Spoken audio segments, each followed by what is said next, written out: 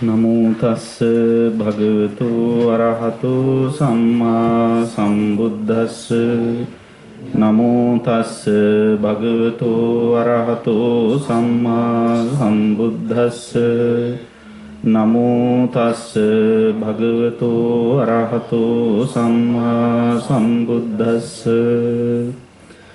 යතෝ කෝ ආවුසු අරිය ශාවකෝ දුක්ඛං ච පජානාති දුක්ඛ සමුදයං ච පජානාති දුක්ඛ නිරෝධං ච පජානාති දුක්ඛ නිරෝධගාමිනී පටිපදං ච පජානාති එත්තාවතාපිකෝ ආවුසෝ අරිය ශාවකෝ සම්මා දිට්ඨි හෝති උජුගතාස දිට්ඨි ධම්මේ අවෙච්ඡප්පසාදේන සමන්නාගතෝ ආගතෝ ඉමං සද්ධම්මං තී. කැල්ගරි නුවර ඒහිපස්සිකෝ බෞද්ධ මධ්‍යස්ථානාධිපති වීරපිටි සෝමානන්ද ස්වාමින් වහන්සේගෙන් අවසරයි. ශ්‍රද්ධාවන්ත පින්වත්නි, දැන් හැම දිනාම සූදානම් වෙන්නේ මේ විහාරස්ථානයේහි මේ දිනවල මජ්ක්‍ධිම නිකායේ මූල පණ්ණාසකයේහි සඳහන් වෙන සම්මා දිට්ඨි සූත්‍රය ඇසුරින් පවත්වන දේශන මාලාවේ අදට නියමිත දේශනාව ශ්‍රවණය කරන්න. මේ වෙනකොට පින්වතුන් සම්මා දිට්ඨිය කියන්නේ මොකක්ද කියලා දැනගත්තා. ඒ වගේම සම්මා දිට්ඨි සූත්‍රයට අනුව කම්මපත වාරය පිළිබඳව කුසලය කුසල මූලය අකුසලය අකුසල මූලය දැන ගැනීමෙන් සම්මා දිට්ඨිකෙක් වෙන හැටි දැනගත්තා. ඒ වගේම ආහාරය ආහාර සමුදය ආහාර නිරෝධය ආහාර නිරෝධගාමිනී ප්‍රතිපදාව දැන ගැනීමෙන් සම්මා දිට්ඨිකෙක් වෙන හැටි දැනගත්තා. අද නියමිතව තියෙන්නේ චතුරාර්ය සත්‍ය දැන ගැනීම තුළින් සම්මා දිට්ඨිකෙක් වෙන හැටි. මා මුලින්ම කරපු දේශනාවේදී සඳහන් කළා කෙනෙකුගේ හිතේ සම්මා දිට්ඨිය ඇති වෙන්න හේතු වෙන ප්‍රධාන කාරණා දෙකක් තියෙනවා කියලා. කියන්න බලන්න මොකද්ද කාරණා දෙක? පළවෙනි එක තමයි පරතෝ ഘോഷය. දෙක යෝනිසෝ මනසිකාරය. පරතෝ ഘോഷය කියලා කියන්නේ මොකද්ද? අනුන්ගෙන් අසා දැන ගැනීම. අහලා බලලා කියවලා සාකච්ඡා කරලා ඇති කරගන්න දැනුම තමයි එතෙන්දී පරතෝ ഘോഷය කියලා කියන්නේ. ඊට පස්සේ දෙක යෝනිසෝ මනසිකාරය. යෝනිසෝ මනසිකාරය කියලා කියන්නේ තමා නුවණින් විමසලා බලලා ඇති කරගන්න අවබෝධය. එතකොට අනුන්ගෙන් අසා දැනගත්තත් තමා මොකද කරන්න ඕන? තමා හොඳට නුවණින් විමසා බලා කටයුතු කරන්න ඕන. එතකොට තමයි මේක අවබෝධ කරගන්න මේ සම්මා දිට්ඨිය වඩා තහවුරු කරගන්න පුළුවන්කම ලැබෙන්නේ. ඉතින් මෙන්න මේ කාරණා දෙකට අවධානය යොමු කරගෙන තමයි මේ අද වුණත් මේ කියලා දෙන පාඩම පිළිබඳව ඔය ඇත්තන් අවධානය යොමු කරන්න ඕන. දැන් මේ මම බණ කියනවා කියලා කියන්නේ පරතෝ ഘോഷයක්. මගෙන් අහලා දැනගන්නවා කියන්නේ නේද? පරතෝ ഘോഷයක්.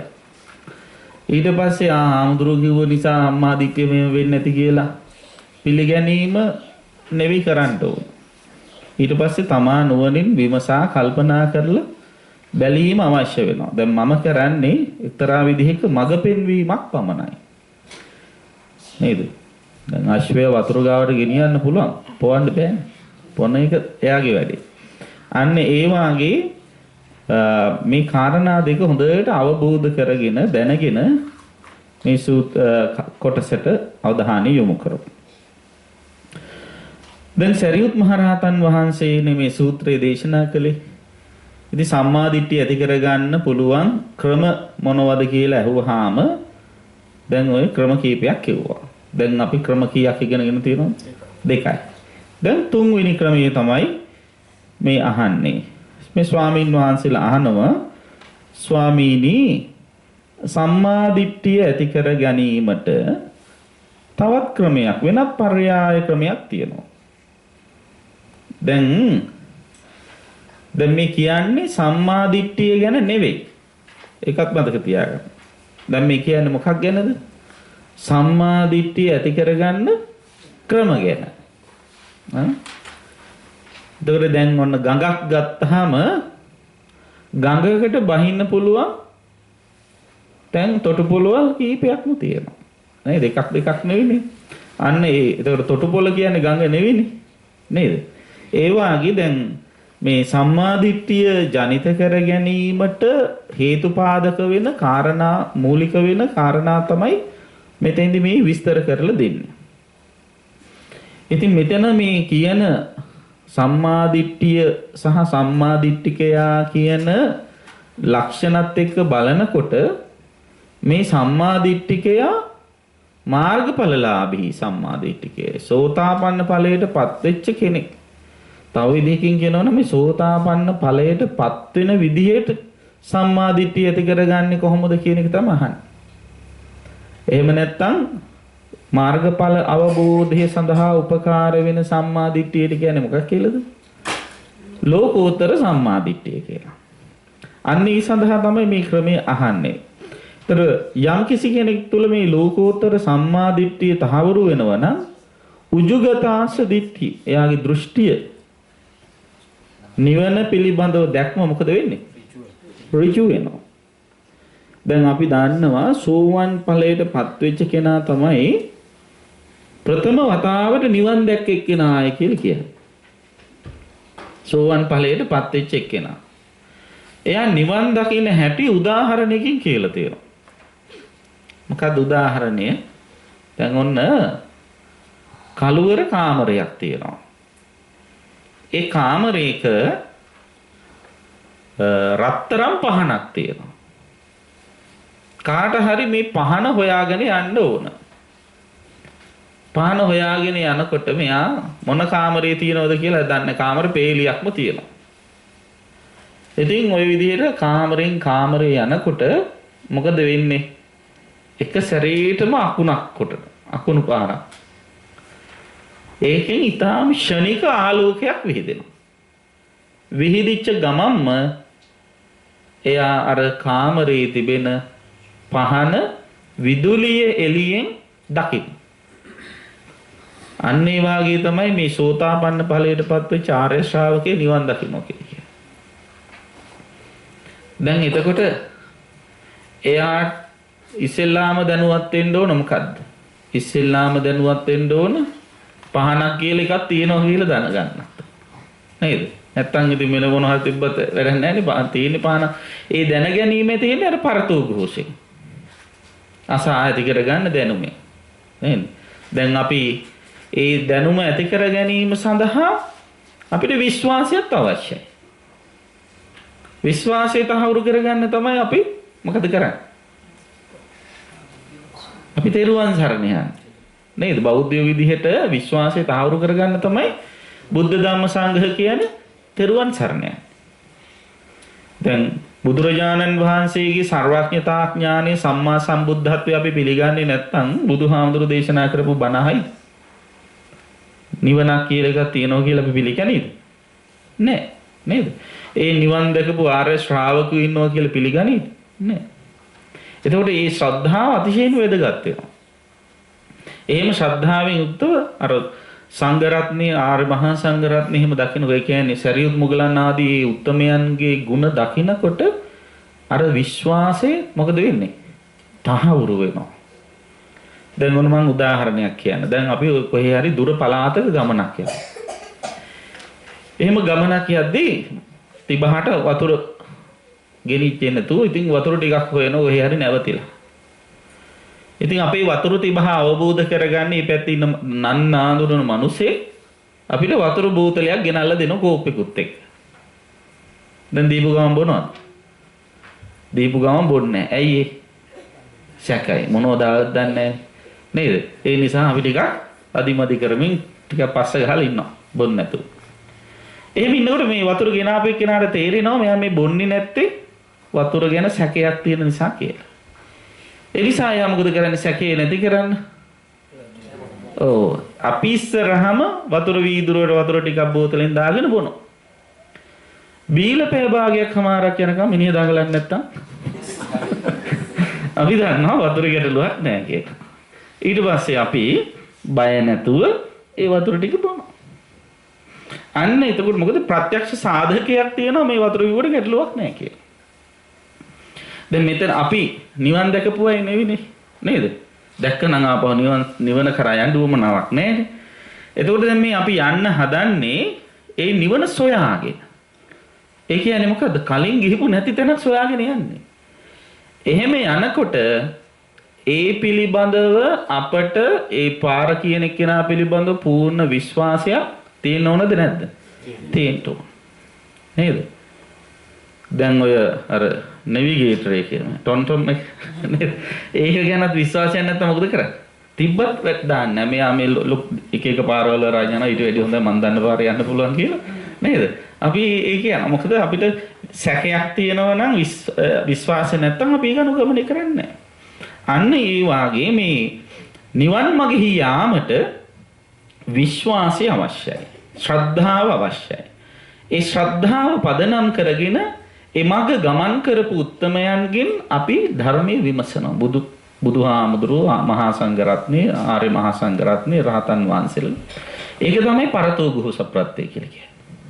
උන්වහන්සේලා අපිට මේ මග කියලා දෙනවා. කියලා දුන්නාම සාදුකාර දීලම පිළිගන්න සූදානම් වෙන්නේ නැතුව බුදුහාමුදුරුවෝ කිව්වේ නිසා මේ වෙන්න හොඳ නෑ කියලා ඒ ලෙසින්ම පිළිගන්නේ නැතුව අපි කොහොමද මේක අපට ගැලපෙන්නේ කියලා හොඳට නුවණින් විමසලා බලන්න පුරුදු වෙනවා. ශ්‍රද්ධාවත් මුල් කරගෙන. දැන් බුදුරජාණන් වහන්සේම දේශනා කරලා තියෙනවා මා කීවත් පිළිගන්නේ යන්න එපා. ඒහි පස්සේ කෝපනායක ඇවිල්ලා බලලා තමා තුලට කැඳලා බලලා ඒක ගලපා ගන්න ප්‍රත්‍යක්ෂ කරගන්න කියලා මතක් කළේ. ඉතින් අන්න ඒ වාගේ නිවන් දකින්නට ඒ වැඩපිළිවෙල අවශ්‍යයි. ඉතින් දැන් මම මතක් කළේ සෝවන් ඵලයටපත් වෙන කෙනා ප්‍රථම වතාවට නිවන් දකින්න කෙනා. හරියට අන්ධකාරයේ තියෙන පහනක් විදුලි එළියෙන් දකින්න කෙනෙක් වගේ කියලා. දැන් ඉතින් එයා කාමරේ විදුලි එළියෙන් අර පහන දැක්කොත් ඊට පස්සේ මොකද කරන්නේ? ඒ පහන හොයාගෙන වෙන කාමරවල යන්නේ නැහැ. අන්න ඒකයි විශේෂය. ඒ කියන්නේ ඒ දෘෂ්ටියේ ඍජුනහම ඒකයි උජුගතාස දිට්ඨි කියන්නේ. නිවන පිළිබඳව දැක්ම ඍජුනහම නිවන් දකින්න පුළුවන් කියලා හිතාගෙන වෙන ක්‍රමවේද පස්සේ යන්නේ නැහැ. මේ දැක්මෙන්ම යුක්ත වෙනවා. ඒ නිසා තමයි සෝවන් වෙච්ච කෙනෙකුට ලැබෙන ප්‍රතිවිපාක විදියට එයා කවදාවත් මරණින් පස්සේ ඉපදෙනවා නම් කවුද වෙන්නේ නැත්තේ? දුගතියක උපදින්නෙත් නැහැ. අනිත් එක තමයි මිත්‍යා දෘෂ්ටිකෙක් වෙන්නේ. නේද? මිත්‍යා දෘෂ්ටිකෙක් වෙන්නේ. නියත මිත්‍යා දෘෂ්ටිකෙක් වෙන්නේ නැහැ. කියන්නේ සම්පූර්ණයෙන්ම නියත මිත්‍යා දෘෂ්ටිකෙක් බවට පත් වෙන්නේ නැහැ. ඒතර දැන් අපි සෝවන් වෙලා නැති නිසා අපිට ඊළඟ භවයේ මොකක් වෙයිද කියලා කියන්න බෑ. නේද? දැන් මෙතන මේ බොහොම සැදැහැයෙන් බණ ඇහුවට ලබන ආත්මේ අල්ලාහු අක්බර් කියන්න පුළුවන්. ගිහිල්ලා ඉවරයි. නේද? ඒ නිසා අපි අනාගතයේ ටිකක් අවිනිශ්චිත ගතියක් තියෙන නිසා පුළුවන් තරම් ඉක්මන් කරලා ඉවර මේ දෘෂ්ටිය ඍජු කර ගැනීමට මේ ධහම දැකීමට උනන්දු වීම වැදගත් වෙනවා. ඉතින් මෙන්න මේ විදිහේ දෘෂ්ටි ධර්මී ඍජු වුණා. එයා දකින්නවනේ අර පහන තියෙන්නේ ඒ කාමරේ කියලා. ඒතර එයා හොයන පහන කාමරේ තියෙනකොට කියලා දැන්නහම එයාට මොකද වෙන්නේ? සතුටද දුකද? දුකක්. එතකොට යා මහ ප්‍රසාදයටපත් වෙනවා. මා ශයූදේ මට ලැබුණ ධම්මේ අවිච්ඡප්පසාදේන සමන්නාගතෝ. අන්න ධර්මය දැනගන්න තරමට හොයන ධර්මයේ තේරෙනකොට යාට ඇති වෙන්නේ මහා මොකද්ද? සතුටක්. ප්‍රීතියක්. එතකොට ඒ සතුට දැනෙනකොට එයා ඒ ධර්මෙහි වඩා යෙදෙනවා. ඒකෙන් ඉවත් වෙන්නේ නැහැ. දැන් අපි ඕන දෙයක් කරන්නේ සතුටක් දැනෙනව නන්නේ. එපා වෙනවනම් මොකද කරන්නේ?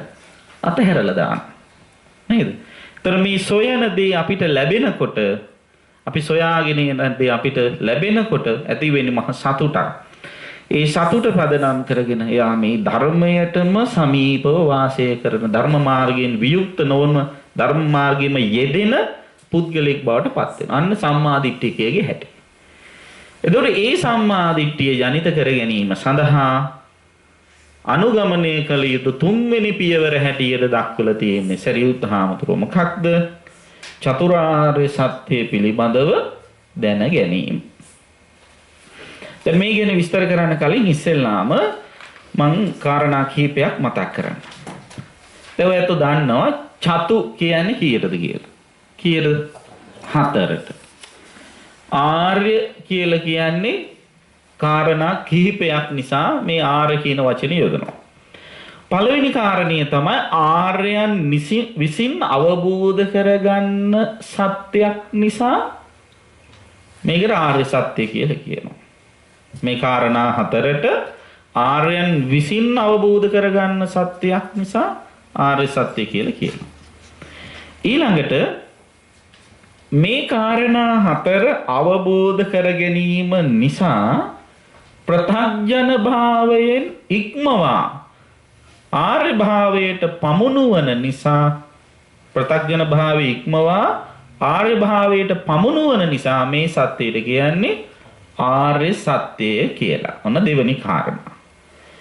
ඊළඟට තුන්වෙනි කාරණාව මේ සත්‍ය අවබෝධ වීමෙන් ආර්යයන් පවා වඩාත් ශ්‍රේෂ්ඨත්වයට පත් වෙනවා. වඩාත් ශ්‍රේෂ්ඨත්වයට පත් වෙන නිසා මේ සත්‍ය 4ට කියන්නේ ආර්ය සත්‍ය කියලා. ඊළඟට දැන් අපි ඉගෙන ගන්න ඕන වචනේ තමයි සත්‍ය කියන එක. ඔය සාමාන්‍යයෙන් පාලි භාෂාවේ සිංහලෙත් එහෙමයි පාලි භාෂාවේ ක්‍රියාපද එහෙම හැදෙනකොට ධාතු සහ ප්‍රත්‍ය කියලා දෙකක් තියෙනවා. එතකොට මේ සත්‍ය කියන වචනය හැදෙනකොටත් ඒ ධාතුවක් බලපානද. සත් කියන ධාතුව මුල් වෙලා තමයි මේ සත්‍ය කියන වචනේ හැදෙන්නේ. සත් ධාතුව සත් කියන ධාතුවේ අදහස තමයි පැවැත්ම කියන එක. පැවතීම කියන එක. යමක යම් පැවැත්මක් තියෙනවා නම් අන්න එතෙන්ට කියනවා සත් කියලා. එතකොට යම් කිසි දෙයක් නොවෙනස්ව පවතිනව නම් ඒකාන්තයෙන්ම එලෙසින්ම පවතිනව නම් ඒ බඳු දෙයට කියන්නේ මොකද්ද? සත්‍යය කියලා. දැන් පවතින්නේ නැතුව වෙනස් වෙන දේ සත්‍ය කියලා කියන්න බෑ. දැන් සමහර කෙනා එක වෙලාවකට එකක් කියන තව වෙලාවකට තව එකක් කියන. එතකොට මොකක්ද ඒක? ඒක බොරුවක් නේද?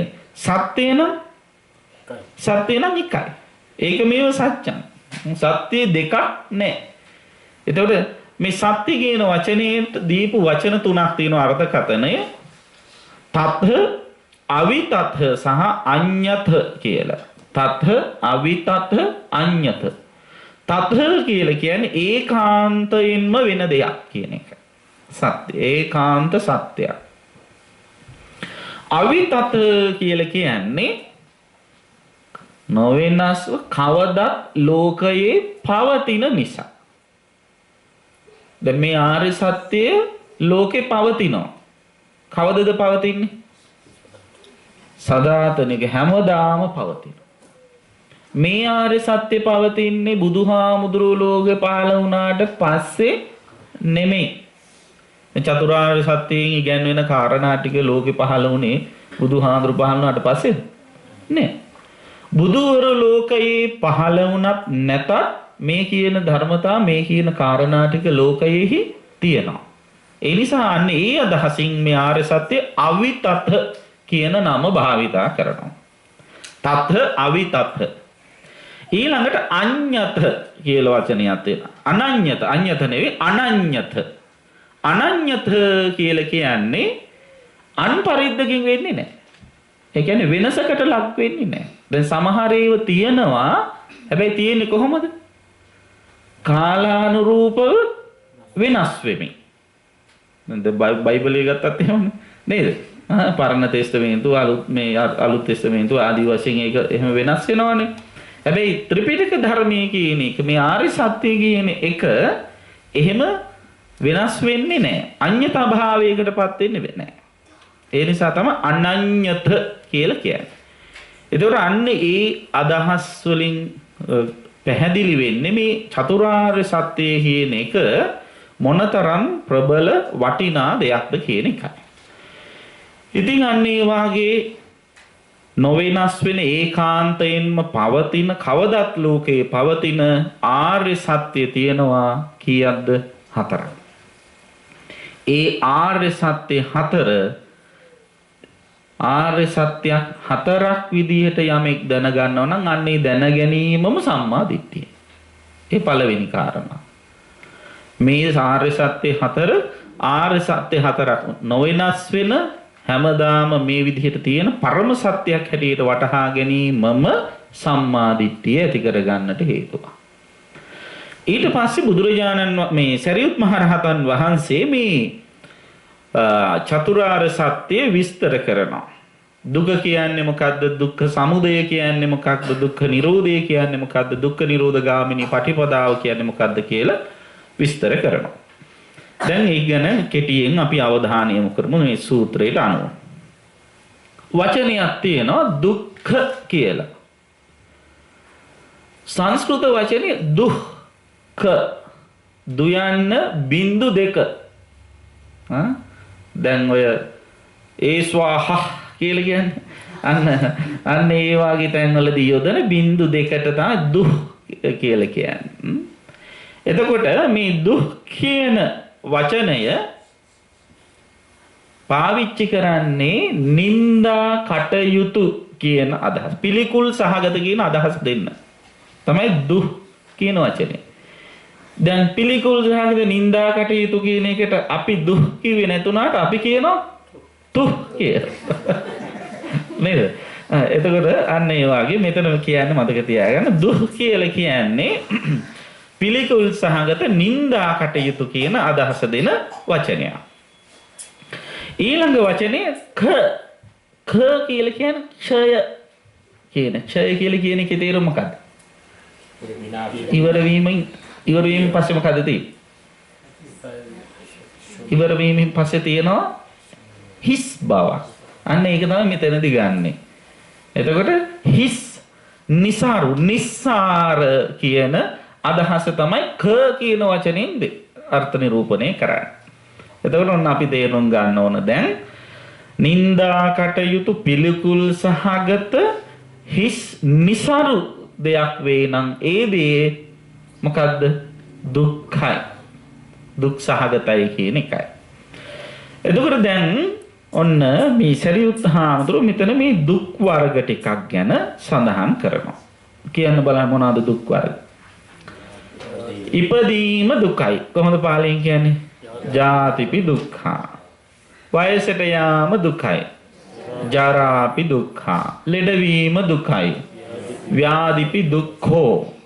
මරණයටපත් වීම දුකයි. මරණම්පි දුක්ඛං. ඊළඟට ශෝකය පරිදේවය කියන්නේ පරිදේ වැළපීම. දුක්ඛ කියන්නේ කායික දුක්. දෝමනස්ස කියන්නේ මානසික දුක්. උපායාස කියන්නේ හූල්ලන එක. ඒ ඔක්කොම දුකයි. ඊට පස්සේ යම් පිච්ඡං න ලභති තම්පි දුක්ඛං. යමකටද කැමති වෙන්නේ? කැමති දේ නොලැබුණාම ඒ දේ නොලැබුණාම ඒකත් දුකයි. ඊට පස්සේ සංකිට්ඨේන පංච උපාදානස්කන්ධා දුක්ඛ. සැකෙවින් කිව්වොත් මොකක්ද?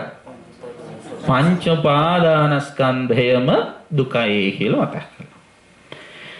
දැන් මේ දුක්ඛ සහ ජාති ජරා ව්‍යාධි කියන මේ මරණ කියන ඒවා ඉදිරියේදීත් විස්තර වෙන නිසා මම කෙටියෙන් මතක් කරන්න. ජාති කියලා කියන්නේ මොකද්ද? ජාති කියලා කියන්නේ ඉපදීම. දැන්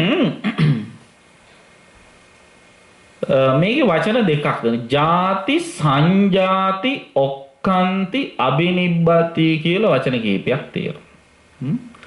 ජාති කියලා කියන්නේ පහළවීම කියන එකයි. සංජාති කියලා කියන්නේ හොඳටම පහළවීම කියන එක. තව විදිහකින් කියනවා නම් ඔය මව් කුසක පහළ වෙන සත්වයෝ ඉන්නවනේ. බිත්තරයක හරි ඒ කට්ටියගේ පිළිසිඳ ගැනීම තමයි එතන ජාති කියලා කියන්නේ. පිළිසිඳ ගත්තාට පස්සේ මොකද වෙන්නේ? ආයතන ටික වැඩෙනවා. ආයතන ටික වැඩුණාට පස්සේ උපදිනවා කියලා එකක් තියෙනවනේ. එතකොට උපදිනවාය කියලා අර සම්මුතිය කියන එකට තමයි මෙතෙන්දී සංජාති කියලා කියන්නේ. නිකම්ම නෙවෙයි අර ආයතන සහිතව ඉපදීම. ජාති සංජාති. ඊළඟට ඔක්කාන්ති කියලා කියන තව වචනයක් තියෙනවා. ඔක්කාන්ති කියලා කියන්නේ බැස ගැනීම. ඒකත් අර පිළිසිඳ ගැනීම වගේම එකක්. බැස ගැනීම කියන එකයි. අබිනිබ්බති කියලා කියන්නේ සියලු අංගෝපාංග සහිතව පහළ වීම. අබිනිබ්බති කියන්නේ ඒකයි. එතකොට දෙවියන්, භූතයන්, ප්‍රේතයන්, පිසාචයන්, බ්‍රහ්මයන් වැනි ඕපපාතික සත්වයෝ මොකද්ද වෙන්නේ? ඔන්න ඔය අබිනිබ්බති කියන தත්ත්වයෙන් පහළ. ඒකට ඔක්කොම මුළු මේ පිරිපුන් ශරීර සහිතව තමයි පහළ. අර මේ පුංචි කාලේ ළමයි වගේ ඉඳලා එහෙම යනව නෙවෙයි. එක ශරීරෙටම පිරිපුන් ශරීරයතුව පහළ වීම අබිනිබ්බති. ඊළඟට තව වචනයක් තියෙනවා. කන්දානං පාතු භාව. කන්දානං පාතු භාව කිය ස්කන්ධ පංචකේ පහළ වීම. රූප වේදනා සංඥා සංකාර විඥාන කියන ගොඩවල් පහේ පහළ වීම ඒක තමයි ඉපදිනවා කියලා කියන්නේ. ඒ පහළ වීම දෙවියන්ට මිනිසුන්ට ඔක්කොටම පොදුයි. ආයතනානම් පටිලාභෝ. ඇහැ කන නාසය දිව ශරීරය මනස කියන මේ ආයතන වල ලැබීම ඒක ඉපදීමයි. ඔන්න ජාති කියන්නේ ඒකටයි. ඊට පස්සේ ජරා. ජරා කියන්නේ මොකක්ද? ජරා කියන වචනේට දෙන්න පුළුවන් සරලම අදහස මොකද්ද? දි รา යෑමයි. එතකොට දැන් මෙතන ජරාව කියලා කියන්නේ මොකක් දි รา යන එකද? ඔව් මේ පංචස්කන්ධයේ රූපස්කන්ධය දි รา යෑම. රූපය.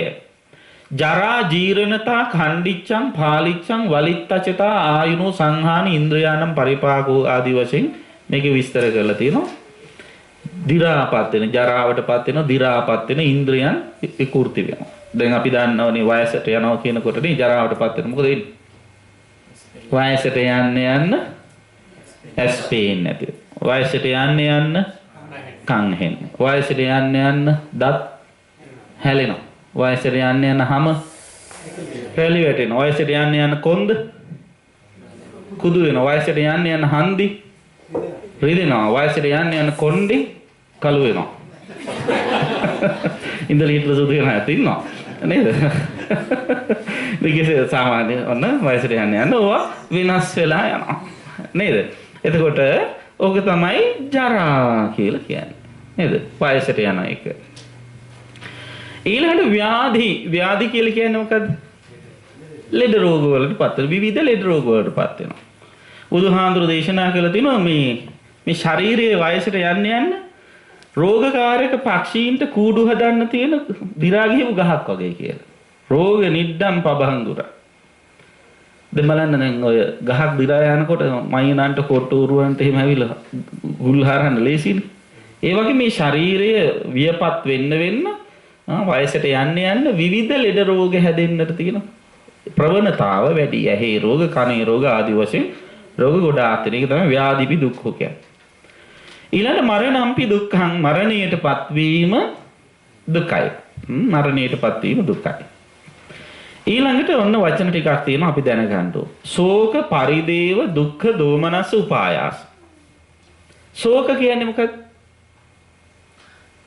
ශෝක කියන්නේ ශෝක කරනවා. මොකද්ද ශෝක කරනවා කියන එකේ අදහස? හූලනවා නෙවෙයි. හූලනවා කියන්නේ පරිලාහ කියලා කිව්වේ. උපායාස. හූලන කියන්නේ උපායාස කියන එක. ශෝක කියන්නේ තමන් සන්තකදී තමන්ගෙන් ගිලිහෙනකොට ඇති වෙන මානසික කම්පනය. ඒකට තමයි ශෝක කියන්නේ. ඔන්න මතක තියාගන්න. දැන් අපේයි අපි හිතාගෙන ඉන්න දෙයක් තියෙනවනේ. ඒ දේ අපෙන් ගිලිහෙනකොට අපේ හිතේ ඉස්සෙල්ලම දැනෙන්නේ මොකද්ද? ශෝකය.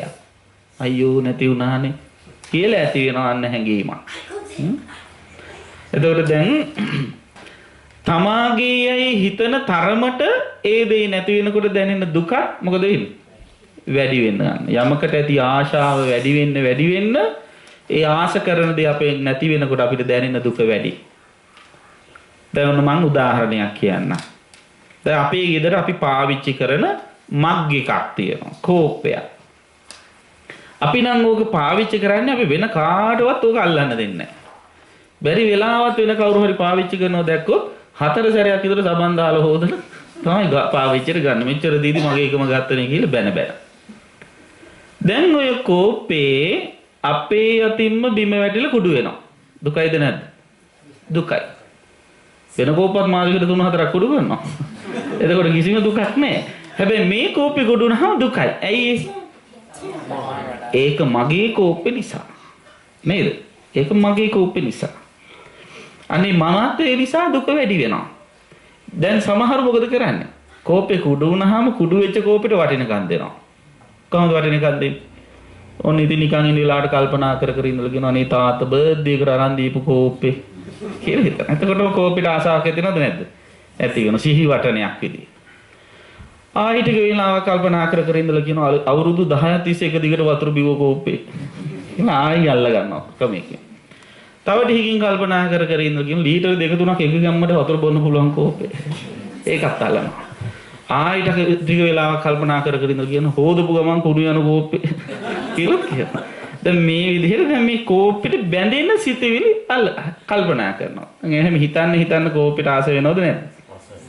ආස වෙනවා. එහෙම කෝපේ නැති වෙනකොට දුකක් දැනෙනවද නැද්ද? දැනෙනවා. දැන් ඒ දුකේ නිර්මාතෘ කවුද? තමන්මයි. එතකොට අන්න ඒ තමා සන්තකදී තමන්ගෙන් ගිලිහි යනකොට මානසිකව ඇති වෙනනේ කම්පනය. අයියෝ මේක නැති වුණා කියලා. අන්න ඒක තමයි ශෝකය. ඊළඟට දෙවනි වචනේ පරිදේව. පරිදේව කියන්නේ මොකක්ද? වැළපෙනවා. කියව කෑග ගහන්න. දැන් සමහර වෙලාවට ඔය ඇඬෙනකොට ඔය ටිෂු එකකින් කඳුළු ටික පිහදාගෙන ෂේප් එකකින් ඉන්නත් පුළුවන්. සමහරු එහෙම නෙවෙයි. නේද? සමහරු මොකද කරන්නේ? දැන් කවුරු හරි මැරුණාම කියව වහනවා. දැන් සමහර නෝනලා ඉන්නවා මහත්තයා මැරුණාම පඩි ගත්තාම වැඩි කොටසක් මගේ අතටම ගෙනල්ලා දෙන්න හිටපු මහත්තයා නැති වුණා. ආදි වශයෙන්. එයාට දුක මහත්තයා නැති වෙච්ච එක නේ පඩිය නැති වෙච්ච එක. නේද? ඉතින් ඒ වගේ අර කියව අඬන ගතිය. කොහේ ගියත් කියලා යන්නේ කිනා අද මටයි නොකිය ගියේ. එහෙම කියනනේ. දැන් ඔය අඬන තැන් වලට වෙලා පොඩ්ඩක් පැත්ත කරලා හිටියොත් නිසඳස් පොතක් ලියන්න පුළුවන්.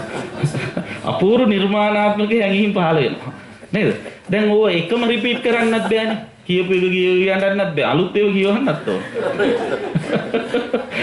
නේද? දැන් මේවා හිතන්න වෙහෙසටපත් වෙන්නේ කවුද? තමන්මයි. තමන්ම ඕන කමින් ඒවට දුකටපත් වෙනවා. ශෝක පරිදේව. තුන්වෙනි වචනය දුක්ඛ. දුක්ඛ කියන්නේ කායික දුක්. දැන් ඔය මරණයටපත් වුණාම සමහරු ඉන්නවනේ නේද? කන්න බොන්නෙත් නැතුව හරි රඳින්න බලදිනෙත් නැතුව කයට පීඩාගෙන අල්ල දෙනවා. දෝමනස්ස කියන්නේ මානසික දුක් ඇති කර මානසික පීඩාවෙන් යුක්තව චිත්ත පීඩාවටපත් වෙලා ඔහි ඉන්නවා. ඊළඟට උපායාස. උපායාස කියන්නේ හීලීම. ඔය හූලනවා කියලා කියන්නේ දැන් කියන්න කෙනෙකුත් නැහැ. දැන් ඇඬුවට ඇඬෙන්නෙත් නැහැ. අලුත් කඳුළු වෙන්නෙත් නැහැ. ඉතින් ওই පැත්තකට වෙලා නිකර රද තියාගෙන ඔය බලාගෙන ඒ ගැනම හිතයි. ඔන්නෝක තමයි හූලනවා කියන්නේ. දැන් ඕනනම් Tamanට වළක්ව ගන්න පුළුවන්ද බැරිද? ඕනනම් පුළුවන්. ඒ ඉපදුනා වයසට යන්නේ වළක්වන්න පුළුවන්. ඒක වළක්වන්න බෑ. නේද?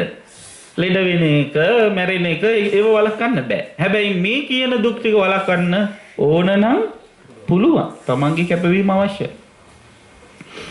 එතකොට ඔන්න ඕවත් දුක්. ඊළඟට බුදුරජාණන් වහන්සේ මතක් කරන බොහොම වැදගත් එකක්. යං පිච්ඡං න ලබති තම්පි දුක්ඛං. යමකටද කැමති වෙන්නේ කැමති වෙන දේ නොලැබුණාම ඒක දුකයි. එහෙනම් මොකද කරන්න ඕන? කැමති නොවී ඉන්න. නේද? යම් කිසි දෙයක් නොලැබෙනවා කියලාම දන්නවනම් නොලැබෙනවා කියලා දන්නවාම නම් මොකද කරන්න ඕන? ඒකට යලි යලි කැමති වෙන්න ඕනේ. ඒකට කැමති වීම තුල මට ඇති වෙන්නේ දුකක් කියලා දන්නවනම් මොකද ඒක නොලැබෙනකොට දුකක් ඇති වෙනවා කියලා දන්නවනම් ඒ බඳු දේවල් වලට කැමති වෙන්න යන්න හොඳ නෑ. නමුත් මිනිස්සු එහෙම වෙන්නේ නැහැ. සාමාන්‍ය ප්‍රත්‍යඥ අය එක එක දේවල් වලට ආශ කරනවා, කැමති වෙනවා. කැමති වෙන දේවල් හැමදාම ලැබෙන්නේ නැහැ. එහෙම නොලැබුණාම දුකයි. සංකීර්තේන පංච උපාදානස්කන්ධා දුක්ඛ. සැකෙමින් කිව්වොත්, කෙටියෙන් කිව්වොත් මොකද්ද? පංච උපාදානස්කන්ධයම දුකයි. දැන් මෙන්න මේක තමයි අපි ගන්න ඕනේ. දැන් උපදින්නේ මොකක්ද කියලා අහුවොත් අපිට දෙන්න පුළුවන් මොකද්ද? පංචස්කන්ධේ පහළ වෙන්නේ. නේද? කන්දානම් පාතු භාවෝ කියලා වචනයක් කිව්වේ. ಜಾති කියන තැන උපදින තැන හඳුන්වනකොට කන්දානම් පාතු භාවෝ කියලා කියන්නේ පංචස්කන්ධේ පහළ වෙන්නේ. එතකොට පංචස්කන්ධයක් පහළ වුණා වෙන එකම දුකක් නම් නේද?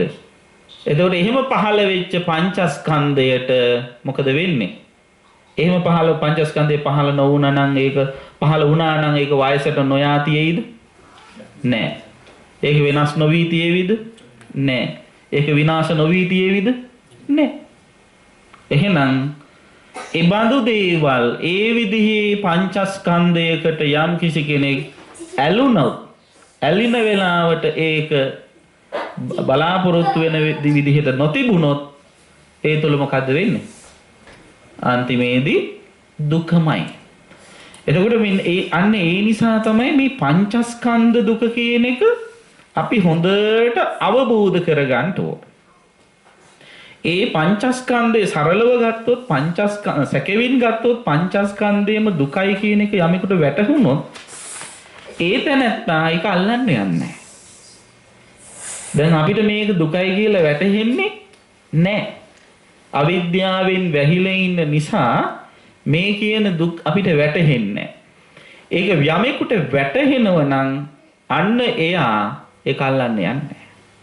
ඉතින් මේක වටහා ගන්නටත් නිකම්ම බෑ. දැන් ඔය සමහරු හිතාගෙන ඉන්නවා S2 වහගෙන රූපය අනිත්‍යයි මම නොවේ මගේ නොවේ කිව්ව ගමන් අතහැරිනවා කියලා. නේද? කන අනිත්‍යයි මම නොවේ මගේ නොවේ කියලා නිකන් ටෙක්ස්ට් එකට හිත යවල ඉවර වෙලා ගිරව් වගේ පාඩම් කරගත්තාම ඕක තමයි හරි කියලා සමහරු හිතාගෙන. ඒක නෙවෙයි යථාභූතය.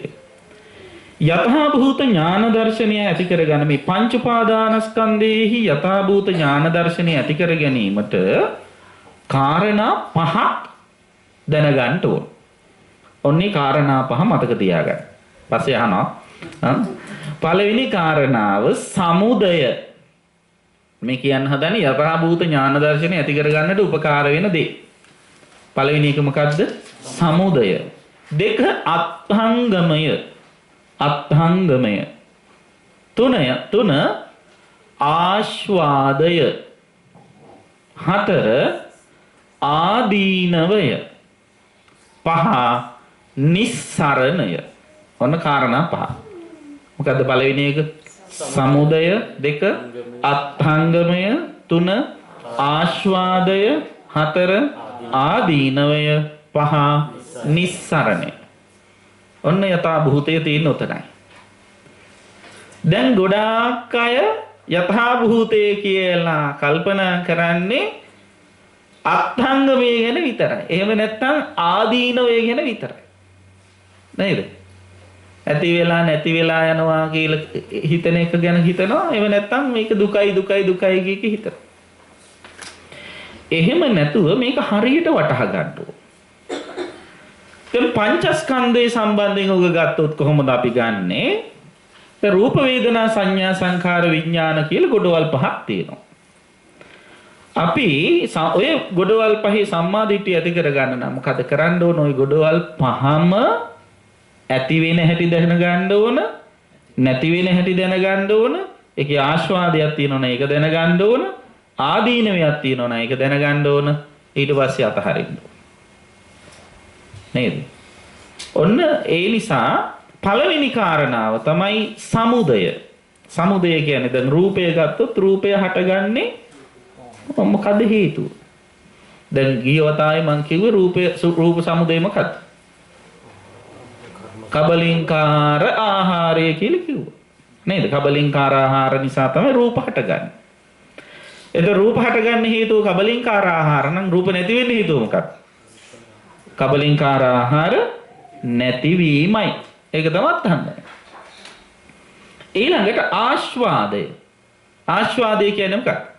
කබලින්කාර ආහාර ගැනීම තුල රූපයේ කිසියම් වර්ධනයක් වේ නම් අන්න එය අවබෝධ කර ගැනීමයි ආස්වාදය.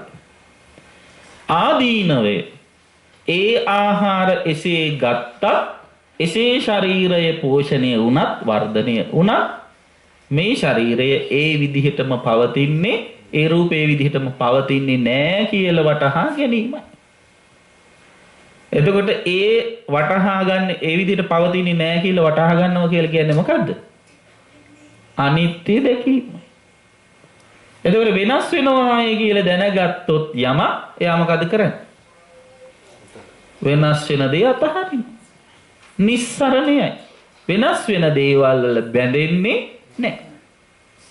එතකොට වෙනස් වෙන දේවල් නොවෙනස්ව තියාගන්න හිතලා ඒවයි බැඳුනහම බැඳිලා ඉන්න වෙලාවට වෙනස් වුනහම දුකයි. අන්න ඒක අපි තේරුම් ගන්න. දැන් ඔක සරල විදිහට තව මම කියන්නම්. දැන් ඔන්න කවුරු හරි කෙනෙක් ලස්සන එක්කෙනෙක් දකිනවා. දැකලා ඉවර වෙලා ළඟ ඉන්න එක්කෙනාට එයා පෙන්නලා කියනවා අර හරි ලස්සනයිනේ කියලා. ළඟ ඉන්න එක්කෙනා කියනවා තියෙන කැතකම විතරක් කියලා. දැන් කියන්න බලන්න ලස්සන එක්කෙනෙක් දැකලා ලස්සනයි කියලා කියන එක හොඳයිද නරකයිද? කමක් නෑ නේද? යථාභූතයනේ. දැන් ඒක ලස්සනයි කිව්වේ නැත්තම් ඒ තියෙන විදිය ඒ විදිහේ ප්‍රකාශ කළේ නැත්තම් ඒ ආත්ම වංචනිකයෙක් නේද? එයා බොරුකාරයෙක්. මොකද එයා ඒ තියෙන විදිය හරියට පිළිගත්තේ නැහැ. තියෙන විදිය කියලා කියන්නේ සදාහතනිකව තියෙන විදියයි කියලා පිළිගැනීම නෙවෙයි. ඒ මොහොතේ පවතින විදිය. එතකොට අන්න ඒ වාගේ ලස්සනයි කියලා යමක් දැක්කට කමක් නැහැ. හැබැයි එපා. මොකද එපා? අල්ල ගන්න එපා. ඇලෙන්න එපා. ඉතින් දැන් හැබැයි තියෙන විදියට බැලුවොත් මොකද වෙන්නේ? තියෙන විදියට බැලුවොත් අල්ලන්න ආසයි. ඒක නවත්ත ගන්න මොකද කරන්න ඕන? ආදීනවය දකින්න. දැන් ආස්වාදයේ දැක්කනේ. ඊට පස්සේ දකින්නේ මොකද්ද?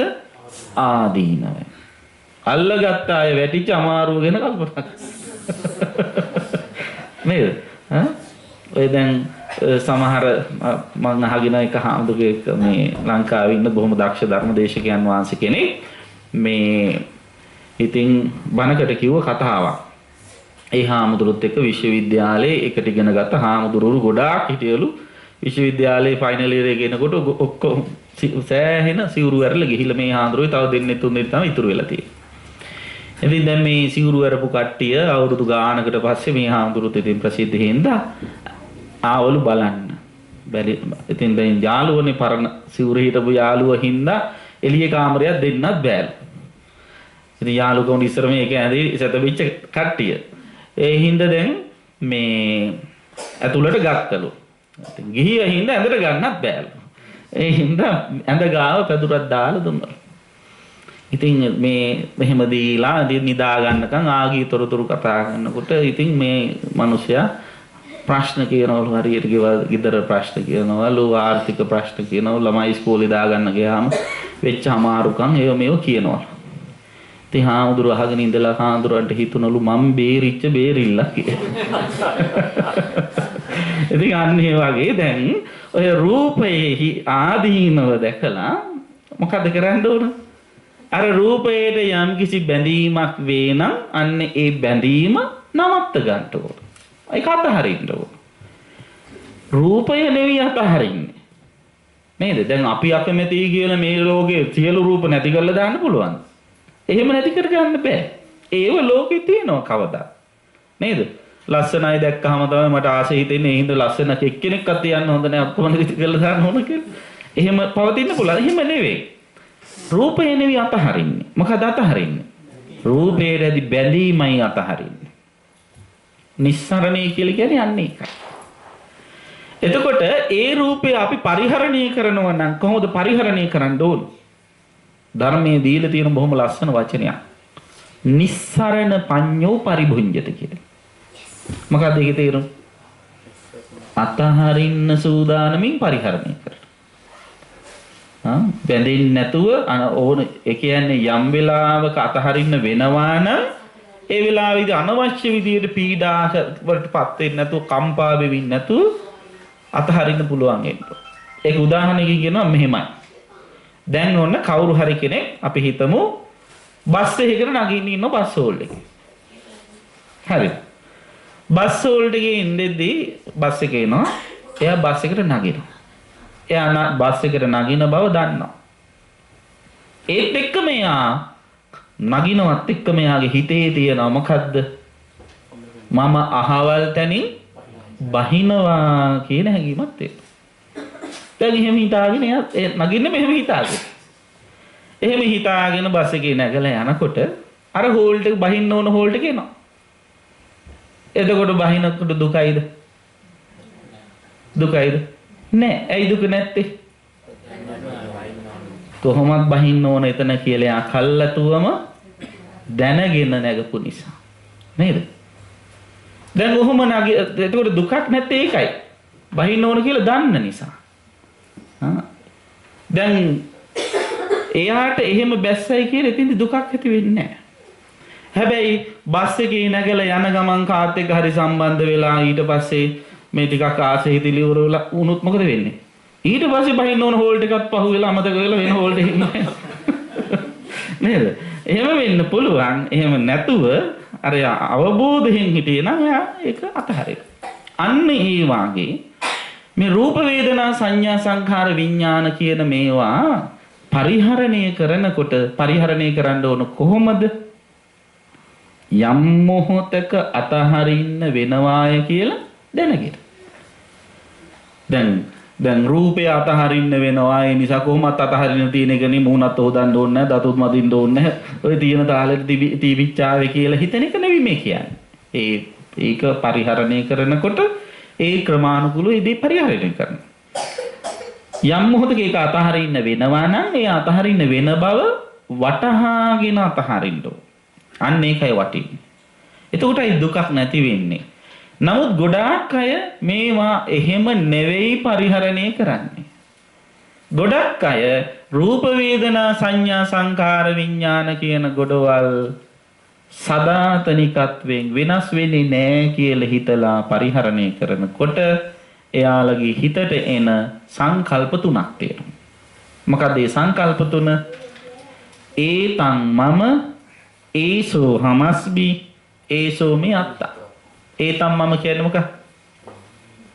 මේ මගේ මේ ගොඩවල් පහ මගේ කියලා අල්ල ගන්නවා, බැඳෙනවා.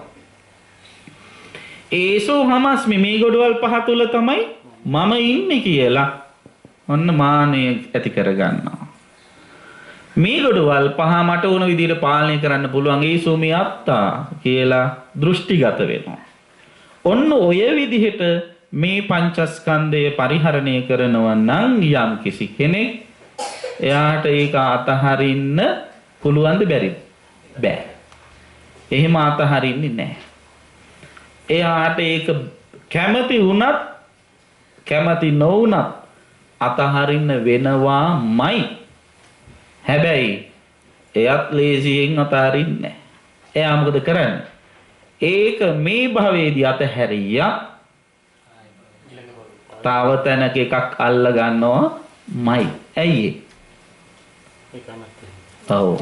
එයා මේකේ ආදීනව හරියට දැක්කේ නැති නිසා, මේකේ අනිත්‍ය හරියට වටහා ගත්තේ නැති නිසා, නිට්ටය වශයෙන් හිතලා මම පවතින්න ඕන කියන හැඟීමෙන් කටයුතු කරන නිසා. ඒතකොට දැන් මිනිසෙක් විදිහට උරුම වෙච්ච මේ පංචස්කන්ධය එයා අතහැරියත් ඊට පස්සේ එයා හිතනවා මේට වැඩිය හොඳ තැනකට යන්න ඕන කියලා. දැන් තව විදිහකින් කිව්වොත් දැන් මිනිස්සු විදිහට අපි දැන් බෞද්ධ විදිහට අපි දන්නවනේ සාමාන්‍යයෙන් මේ රූපය දුකයි වේදනා දුකයි ඔය කියලා දන්නවනේ නේද? දැන් දැනගත්තත් දුකයි කියලා දැනගත්තා. දැන් ඔය දුක් සහිත මනුෂ්‍යාත්ම භාවයක් එහෙම නැත්නම් පංචස්කන්ධයක් අපි ප්‍රාර්ථනා නොකලාට අපේ හිතේ ඇඳිලා තියෙනවා මොකද්ද? කෙලස් තියෙනකන් අපේ හිතේ ඇඳිලා තියෙනවා මෙතන දුක තමයි. ඔව් දුක නැති තව දැන් තියෙනවා කියලා හිතෙනවද නැද්ද? හිතෙනවා. එතකොට මොකද කරන්නේ? එතන අල්ල ගන්නවා. එතකොට දැන් අපි මේ පංචස්කන්ධය දුකයි කියලා හිතන්න ඕන අප සතු පංචස්කන්ධයම නෙමෙයි. අන්න ඒකයි මෙතෙන්දි වටහා ගන්න ඕන. පංචස්කන්ධ නමින් ලෝකයේ යම් ප්‍රමාණයක් වේද ඒ සියල්ලම දුකයි බව අවබෝධ කරගන්න. නේද? එතකොට පංචස්කන්ධ කොහෙද තියෙන්නේ? කාම භවයේ පංචස්කන්ධ තියෙනවා. කාම භවය ගත්තාම සතර අපාය තියෙනවා, මනුස්ස ලෝකයේ තියෙනවා, දිව්‍ය ලෝක 6 තියෙනවා. රූප භවයේ පංචස්කන්ධ තියෙනවා. රූප භවය ගත්තාම රූප අවචර බ්‍රහ්ම ලෝක 16ක් තියෙනවා. අරූප භවයේ පංචස්කන්ධ තියෙනවා. අරූපාවචර බ්‍රහ්ම ලෝක 4ක් තියෙනවා. එතකොට ඔය කොහේ තිබ්බත් පංචස්කන්ධේ තියෙනවද නැද්ද? තියෙනවා. එතකොට දැන් අපි කලකිරෙන්නේ අපේ මේ මනුෂ්‍ය භවයේ තියෙන පංචස්කන්ධේ පමණක් නම් මොකද්ද වෙන්නේ? මේක කලකිරෙන බව ඇත්තයි, මේක ඕනේ කියලා අපි හිතනවා. ඊට පස්සේ මොකද කරන්නේ? වෙන තැනක් අල්ල ගන්න. නේද? වෙන තැනක් අල්ල ගන්න. ඒ නිසා අන්නේ අල්ලගන්න එක නවත්තන්න මොකද්ද කරන්න ඕන? හැම තැනම තියෙන පංචස්කන්ධ දුකයි කියලා වටහා ගන්න. වෙනස් වෙන සුළුයි කියලා වටහා ගන්න ඕන. ඔන්න ඔය දෘෂ්ටිය ඇති වෙන්නේ නැති තාක්කල්, ඔය සම්මාදිට්ඨිය පහළ වෙන්නේ නැති තාක්කල් නැවත නැවත මේ සසරට ප්‍රවේශ වෙනවද නැද්ද? ප්‍රවේශ වෙනවා. මම මේ බණට සූදානම් වෙද්දි හාමුදුර කෙනෙක්ගේ බණක් ඇහුවා. එතෙන්දී හාමුදුර උපමාවක් ගත්තා. මේ බල්ලෙක්, මේ ඉතර හොඳ උපමානේ, බල්ලෙක් කැත කරන අසුචි. දැන් බල්ලෙක් අසුචි කරාම, කැත කළාම ඒක අසුචි කියලා මූලිකවම දැන් අපි ඉස්සරහ කැත කරන්නේ. එතකොට ඒක අපිට දැනෙනවද නැද්ද? අපිට දැනෙනවා. නේද? එතකොට තව බල්ලෙකුට කිව්වොත් සමහර වෙලාවට ඕක අසුචි කියලා දැනෙන්න පුළුවන්. දැන් උතෙන්ට අපි හිතමු බල්ලෙක් නෙවෙයි ඌරෙක් කෙනා.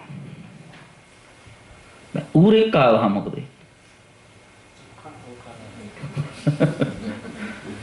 දැන් බල්ලට බඩගිනි වුණත් බල්ල සමහර වෙලාවට අරක නොකා ඉන්නත් පුළුවන්. මොකද තමන්ගේ මේවනේ. නේද? හැබැයි ඌරෙක් ආවොත් ඌරෝ එක කනවා. ඌරට ඒක දිව්‍ය භෝජනයක්. නේද? එතකොට බලන්න අන්න ඒ වාගේ දැන් අපි මිනිස්සු හැටියට දැන් මේ ධර්මයේ දන්න උදවිය හැටියට මේ මනුෂ්‍ය පංචස්කන්ධය අනිත්‍යයි දුකයි පීඩාකාරී අසාරයි අසුබයි ඔය ආදි වශයෙන් හිතලා ඉවර වෙලා මේකේ කලකිරෙනවා. එහෙම කලකිරිලා මොකද්ද අපි කරන්නේ? අපි දිව්‍ය ලෝකවල ඔන්න පංචස්කන්ධ කල්පනා කරනවා. දිව්‍ය ලෝකවල ඉන්න දෙවියන් එක්ක කලපල බලනකොට අපේ පංචස්කන්ධේ මොනවද? අපේ පංචස්කන්ධය අසුචි වගේ. නේද? ඒ කියන්නේ දෙවියෝ මිනිස්යන්ගේ ශරීරවලට ආරූඪ වෙන්නේ නැත්තේ. දෙවියන්ට මිනිස්සු ගඳයි. එච්චරට අප්‍රසන්නයි ඒකට. එහෙම දුර ඉඳලා ආශිර්වාද කරාට ආරක්ෂාව සැලසුවාට එහෙම මේ ශරීරවලට රිංගල ඉවර වෙලා බලපෑම් කරන්නේ නැහැ. ඒක තමයි යථාර්ථය. ඔය භූතයෝ පෙරේතයෝ වගේ කට්ටිය මේ දිව්‍ය ස්වરૂපයෙන් එනවා. දැන් සමහර දෙවියොත් ඒ වගේ කැමති. මිනිසුත් ඉන්නේ ඕන තරම්. නේද? මිනිස්සුත් ඉන්නවා උපාධි නැති වුණාට උපාධි තියෙන බව දාගෙන ඉවරලා. නේද? මම මේ ආවල් තැන කම්පැනි ඩිරෙක්ටර් එහෙම නැත්නම් ජයාමන් මොන හරි කියලා පෙන්වන්න කැමති. ඒ වගේ සමහර භූතයෝ පෙරේතයෝ ඉන්නවා දෙවියන්ගේ වේශයෙන් ඇවිල්ලා මිනිස්සු රවට්ටනවා. ඒකට තමයි දේවාරූඪයෙන් සාතර කියන ලැබෙයි කියලා ගහත්. ඇත්තටම ඉතින් දෙවියෝ නෙවෙයි ආරූඪ වෙන්නේ භූතයෝ හරි පෙරේතයෝ හරි જાතියක්. ඒක අපි තේරුම් ගන්න ඕන. කෙසේ වෙතත් දැන් ඔන්න භූතයන්ගේ මේ දෙවියන් කියලා කියන්නේ මිනිසයන්ගේ ශරීර එච්චර ජුගුප්සා සහගතව කල්පනා කරන කෙනෙක්. එතකොට ඒ වාගේ අය ඊට ඉහළ සැප තියෙන තැන් හොයාගෙන යනවා. ඒ අතරෙත් ඉන්න පුළුවන් මනුෂ්‍ය ලෝකයේ සැපයයි යමෙක් සිතනවා නම් ඒ මනුෂ්‍ය ලෝකයට අදාළ පංචස්කන්ධය සොයාගෙන ඒකට උපාදානය කරන අය ඉන්න පුළුවන්. ඉතින් කෙසේ වෙතත් දැන් මේක අතහරලා අපි තවතනක් අල්ලා ගන්නෙම වෙන මොකක්වත් නිසා නෙවෙයි මේ ගොඩවල් පහ දුකයි කියලා දන්නේ නැතිකම නිසා. ඉතින් යම් කිසි කෙනෙක් මේ ගොඩවල් පහ දුකයි කියලා දන්නවා නම් එය ලබා ගැනීමට අවශ්‍ය කරන කර්ම රැස් කරන්නේ. ඒතර බුදුහාමුදුරුව අපිට බොහොම ලස්සන උගන්වීමක් කළා තියෙනවා න තුම්හාග කියලා සූත්‍රයක් තියෙනවා. ඒකේ තියෙනවා රූපම් භික්කවේ න තුම්හාක. මහණෙනි රූපය ඔබේ නොවේ. ඔබේ නොවේ නම් මොකද කරන්නේ?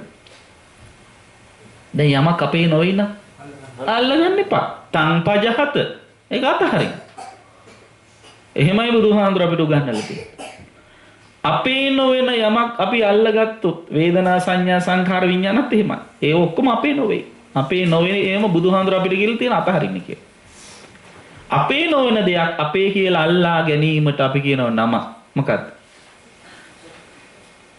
අපේ නොවන දේවල් අපේ කියලා අල්ලා ගැනීමට කියන්නේ මොනවා කියලා? සොරකම කියලා.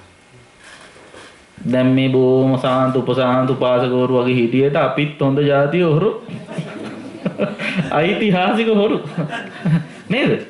මොකද්ද මේ ඓතිහාසිකව කරපු හොරකම?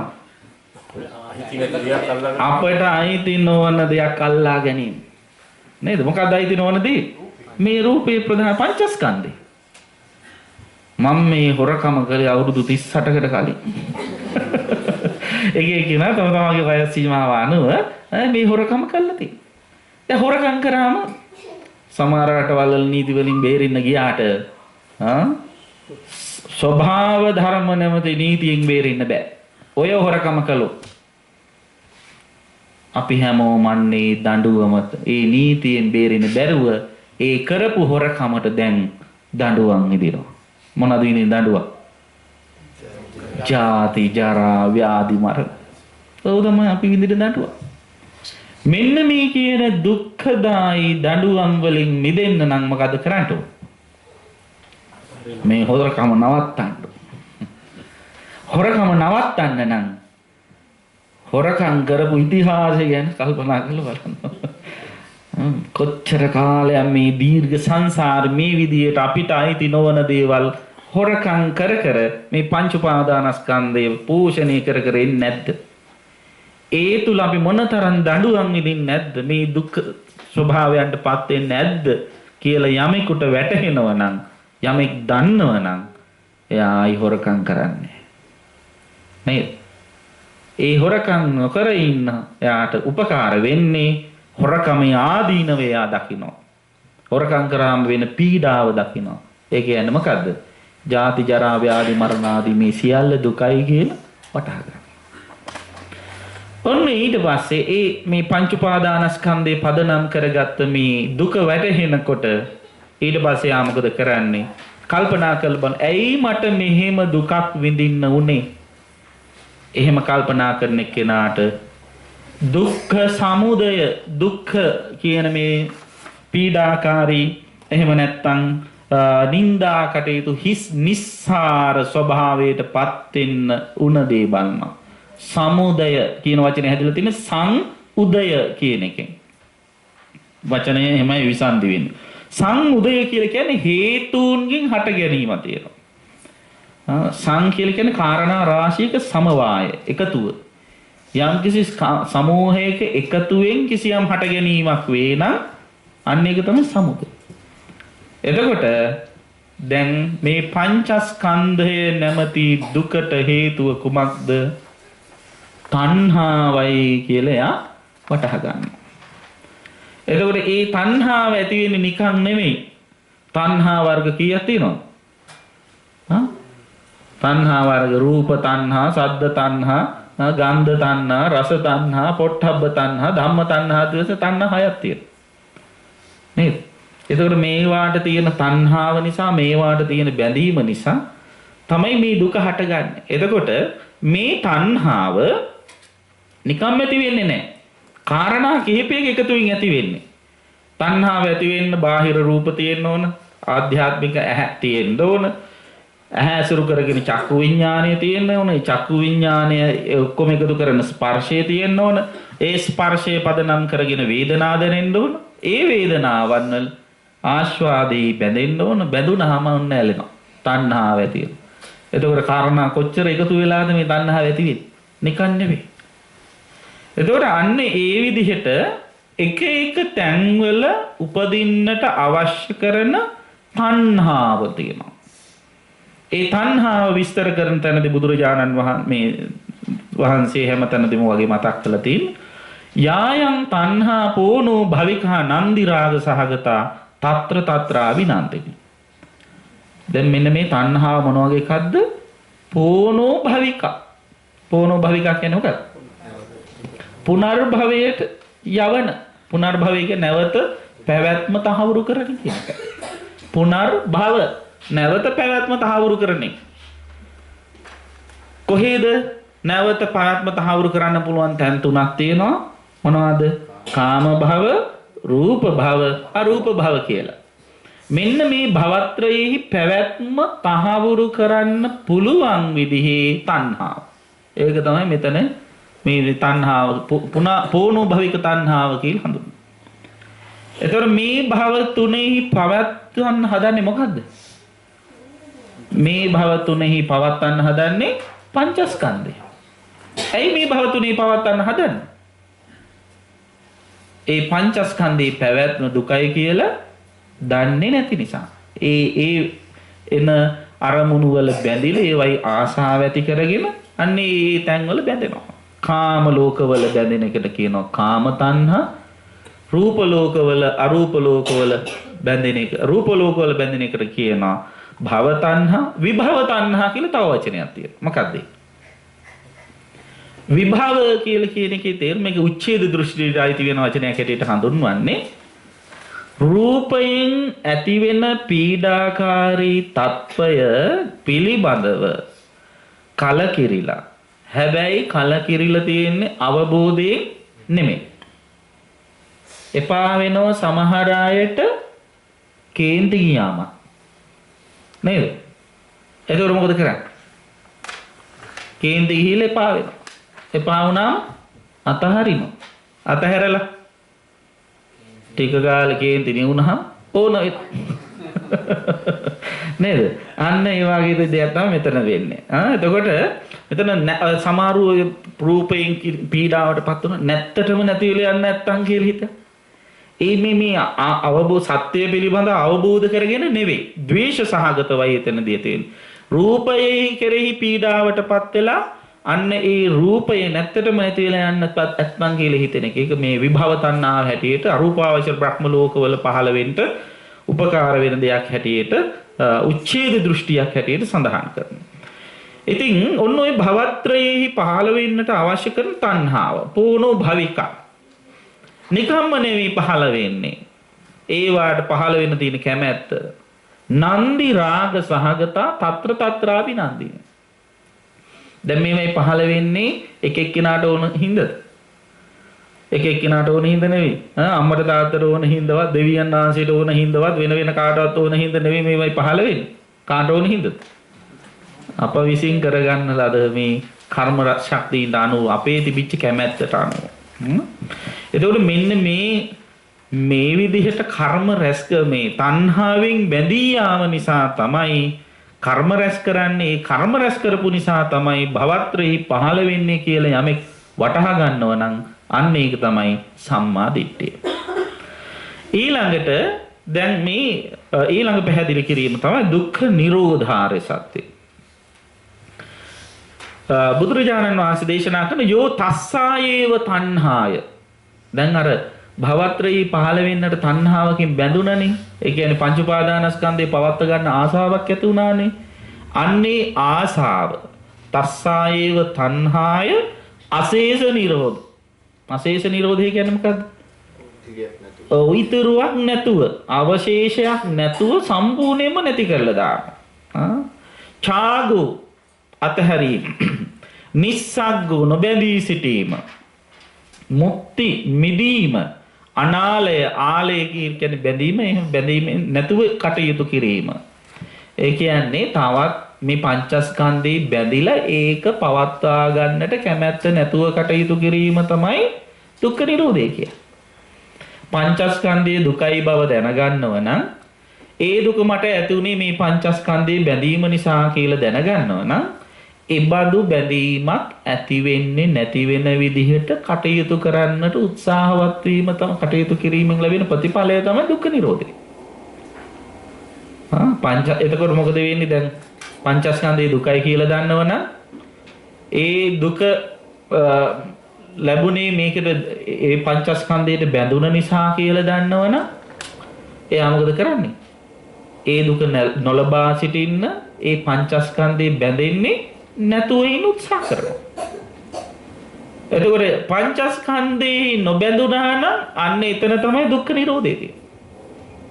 එතකොට දුක්ඛ නිරෝධය තියෙන්නේ වෙන කොහෙවත් නෙවෙයි මේ පංචස්කන්ධය තුලමයි. අන්න ඒක වටහා ගැනීමයි සම්මා දිට්ඨිය. දුක්ඛ නිරෝධය කියන්නේ නිවනනේ නේද? එතකොට නිවන තියෙන්නේ කොතනද? මේ තමා කියලා හඳුන්වන සම්මුතිය හඳුන්වන තමා තුලමයි. මේ පංචස්කන්ධය තුලමයි. දැන් සමහර අය හිතාගෙන කොහේ හරි දුර කියලා. නේද? ඔය ආච්චි අම්මලා සමහර වෙලාවට හිතාගෙන හාමුදුරුවෝ බොහොම ලස්සන වාක්‍ය කියනවනේ. කෙලිම නිවන් සැප ලැබේවා කියන්නේ නැතුව මේ පුණ්‍යානුභාව බලෙන් සංසාර සාගරයෙන් ඈතරව ලැබෙන නිවන් පුර රුවන් දොර විවර වේවා කියලා ප්‍රාර්ථනා කරනවා කිව්වම ආච්චි අම්මලා හිතනවා එහෙනම් බෝට්ටුවකිනුත් යන්න තියෙනවා.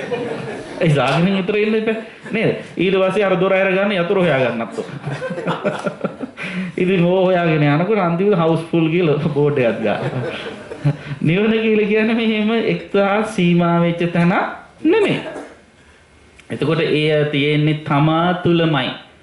අනේ තමා තුල තියෙන නිවන අවබෝධ කරගන්න නම් මේ පංචස්කන්ධ දුක තමා තුලින් දකින්න ඕන.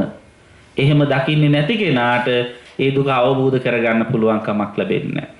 එතකොට මෙන්න මේ තණ්හාව නිරුද්ධ කිරීම ඔය කියපු විදිහට ඡාග පටිනිස්සග්ග මුත්‍ති අනාලය කියන විදිහට ඒ නොයලී නොබැඳී ඉන්නට නම් තමා තුල ක්‍රියාකාරකම් ගොඩනගන්න ඕන. අන්නේ ක්‍රියාකාරකම් ටික තමයි කායික වාචසික මානසික ක්‍රියාකාරකම් ටිකට තමයි ආර්ය අෂ්ටාංගික මාර්ගය කියන්නේ. සීල සමාධි ප්‍රඥා පුරුදු කරනවා කියන්නේ ආර්ය අෂ්ටාංගික මාර්ගය දිනු කරනවා කියන්නේ තමන්ගේ කය සිත කය වචනය කියන ඒ තුන්දොර මේ නිවන් මඟ පිණිසම ඒ කියන්නේ තණ්හාව නැති කිරීම පිණිසම අරමුණු කරගෙන යොදන එකට.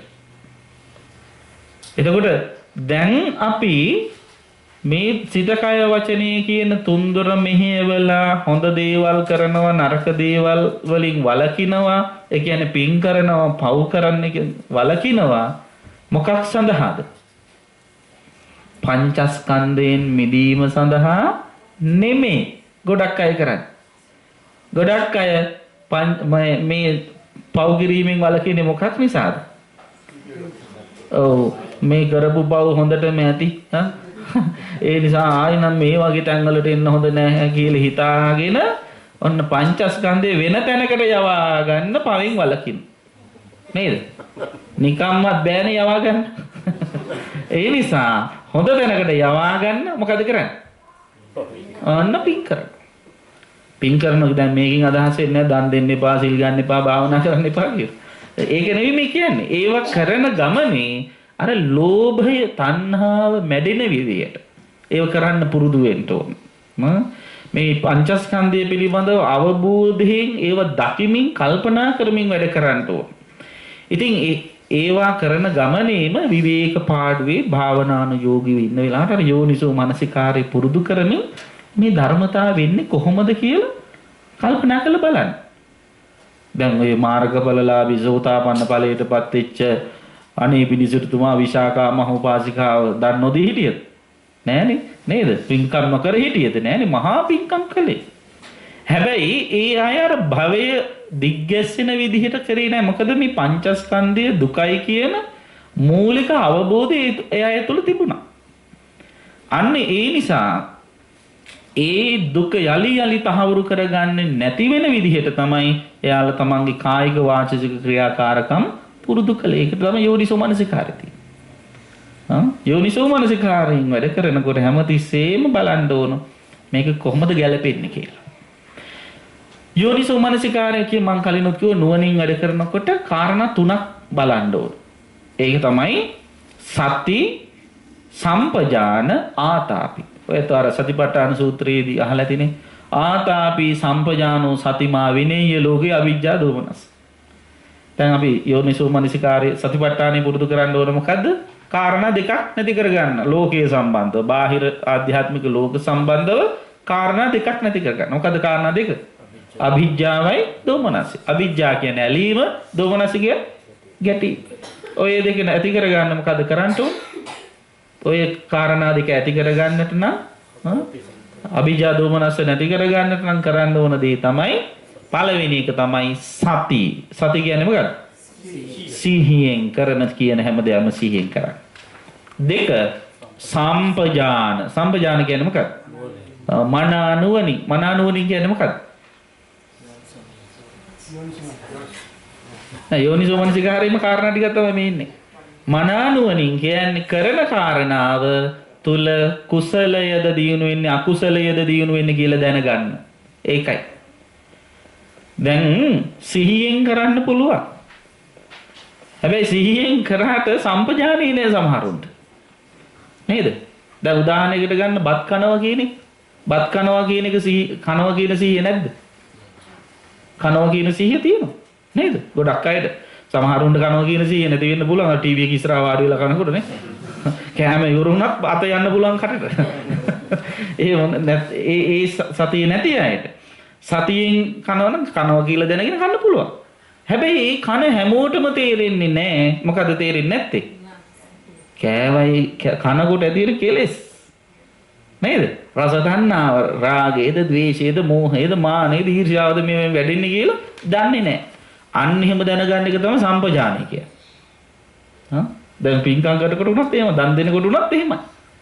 මොකක් හරි පූජා කරනකොට කල්පනා කරනවා දැන් මම මේක පූජා කරනවා ස්වාමීන් වහන්සේට. ඒතර මේ තුල රාග ද්වේෂ මොහොද වැඩෙන්නේ? එහෙම නැත්නම් රාග ද්වේෂ මොහ අඩු වෙලා යනවද කියලා දැනගන්න. දැන් වැඩෙනවා කියලා තේරෙනවා නම් මොකද කරන්නේ? රාග ද්වේෂ මොහ වැඩෙනවා කියලා දන්නවනම් ඔන්න තුන්වෙනි එක ඇප්ලයි කරනවා. මොකද්ද?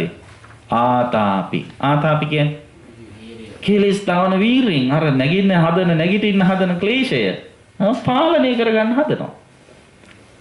ඒ සඳහා තමයි අර අනිත්‍ය දුක්ඛ අනාත්ම කියන ත්‍රිලක්ෂණයෙන් දකින්න විදර්ශනාවට හරවන්න ඕන. ඔන්න ඔය කියන යෝනිසෝ මනසිකාරය ක්‍රියාත්මක වෙනවා නම් එයා කරන ඒ හොඳ ක්‍රියාව තුළ පංචස්කන්ධයේ තහවුරු වෙන විදිහේ ක්‍රියාකාරකම් වෙන්නේ නැහැ. ඒතර අපි මේ හැමතිස්සෙම කරන්න හදන්නේ මේ පංචස්කන්ධය තහවුරු කරගන්න හොඳ වැඩ. නේ බෞද්ධ හැටියට දැන් පන්සල් ඇවිල්ුණත් කරන්නේ හොඳ වැඩ. අන්න ඒක හරියට අවබෝධ කර ගැනීම සම්මා දිට්ඨිය.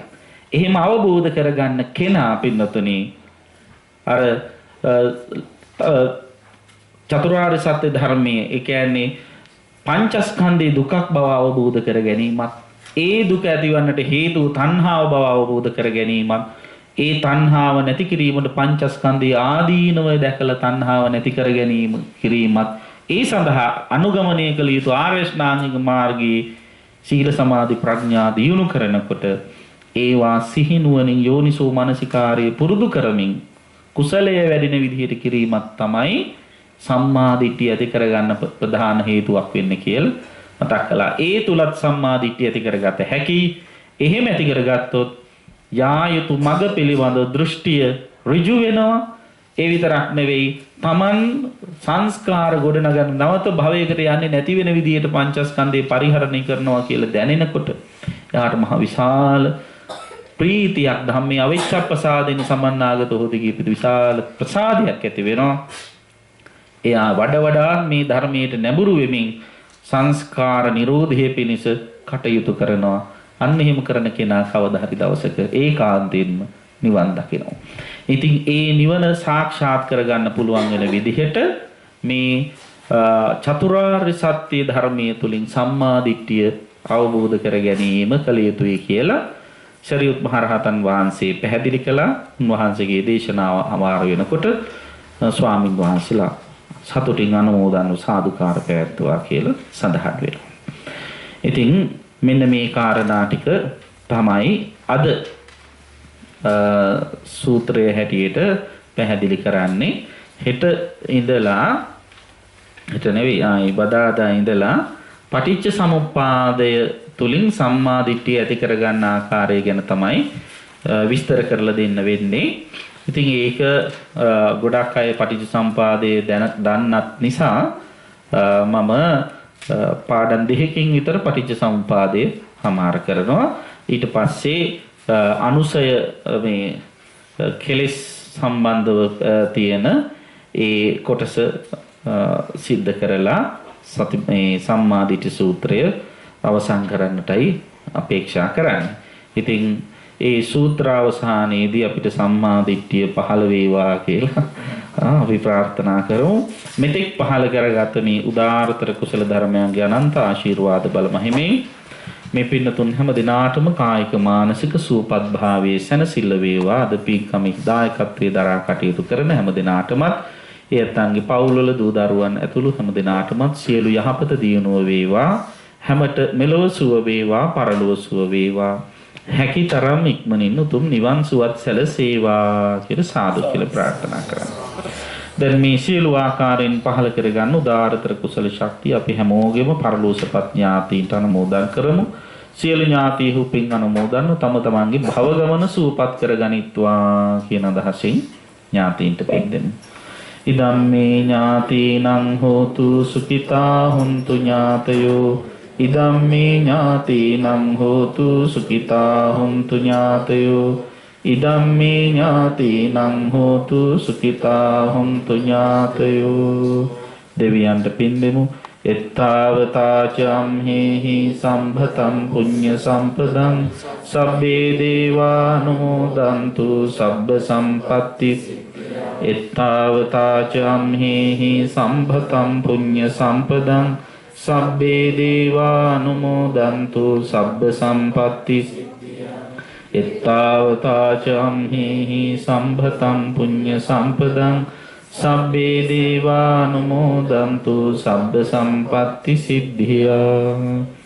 මේ උදාාරතර කුසල ධර්මයන්ගේ අනන්ත ආශිර්වාද බල මහිමින් පින්වතුන් හැම දිනාටම කායික මානසික සුවපත් භාවයේ සැනසෙල්ල වේවා. විශේෂයෙන්ම විහාරාධිපති අපේ වේරපිටිය සෝමානන්ද ස්වාමින් වහන්සේටත් මේ දේශන මාලාව සිද්ධ කිරීමට අපිට ආරාධනා කරලා බොහොම මහන්සියෙන් ඒ කටයුතු සම්පාදනය කරගත් අපේ පින්වත් ලාල් පෙරේරා මහත්මයා ඇතුළු මේ දායක සභාවේ පින්නතුන් හැම දිනාටමත් සියලු යහපත වේවා. මේ හැම දිනාටම පැමිණ සිටින හැම දිනාටම සියලු යහපත දියුණුව වේවා. මෙලව සුව වේවා, පරලොව සුව වේවා. හැකි තරම් ඉක්මනින් උතුම් නිවන් සුවත් සැලසේවා කියලා සාදු කියලා ප්‍රාර්ථනා කරා. ඔහොම වැඳ ගන්න. අභිවාදන සීලිස්ස නිච්ඡං බුද්ධාපචායිනෝ චත්තාරෝ ධම්මා වඩ්ඩಂತಿ ආයුවන්නෝ සුඛං බලං ආයුරාෝග්‍ය සම්පatti සග්ග සම්පatti මේවච අතෝ නිබ්බාන සම්පatti ඉමිනාතේ සමිජ්ජතු. හැම දිනාටම තෙරුවන් සරණයි.